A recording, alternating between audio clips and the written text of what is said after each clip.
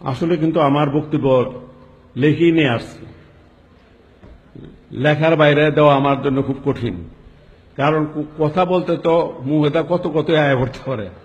বালা কথা, মন্দ কথা, খারাপ কথা, কথা, কুকথা, অনেক রকমের কথা আছে। কথার কোনো শেষ নাই, যে কথা বলে শেষ করা যাবে না।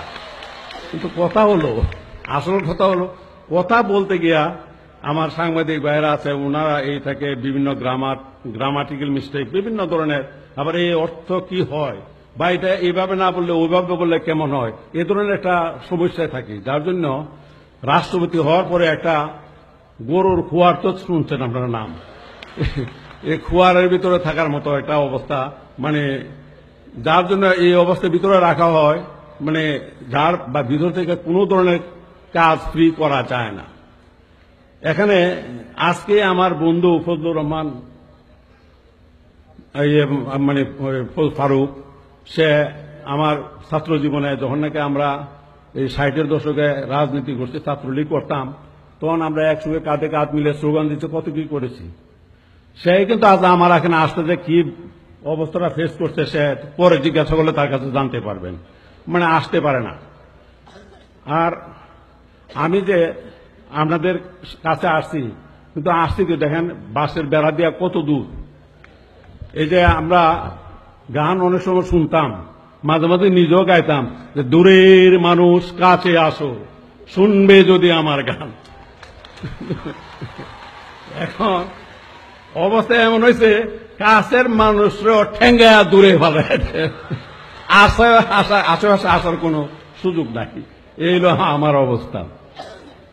আর অনেকেই মনে করে যে রাষ্ট্রপতিতে আমি না জানি কত আরামের সুখে শান্তিতে আছি। আসলে আমার রাষ্ট্রপতি হওয়ার পরে আমার জীবনের 12টা বাজছে, কারণ আর আমার কোনো ধরনের স্বাধীনতাই নাই। কারণ কথা বলতে হয়, খাইতে হয়, মানে ডাক্তার সাহেব পরীক্ষা করে দেয়।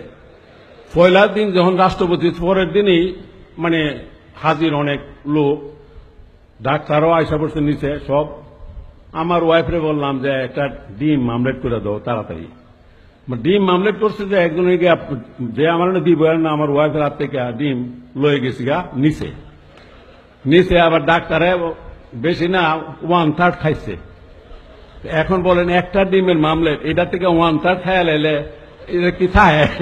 আমি তো এই দেখছি এক ডিমের থেকে আবার এটা খাইলো কি এটা ডাক্তাররা টেস্ট করে দিছে, মানে এই টেস্টের খাবার সকল খাবারে কোন ডাক্তার সাহেব আগে ভাবটা এমন যে ডাক্তার সাহেব খাইলে যদি উনি না মরে তাহলে আমার দিবার, তা আমার মরবার লেগে দিত না। অর্থাৎ এখানে মনে হয় খায়া যাতে না মরি, মরণের স্বাধীনতা এখানে নাই। এ ধরনের একটা অবস্থার মধ্যে আছে। রাত্রে ঘুমাইলে এটা আরেক আজব ব্যাপার, দরজা কিন্তু লক করে ঘুমানো যাবে না, দরজা খোলানো লাগবে। কারণ এই ঘুমের মধ্যে কোন সময় কি হয়ে যায় ঠিক নাই, এই জন্য এইটা খোলা যে কোনো সময় যাতে ঢুকে পড়তে পারে। এই অবস্থার মধ্যে আছে, দুজন কি সুখে আছি।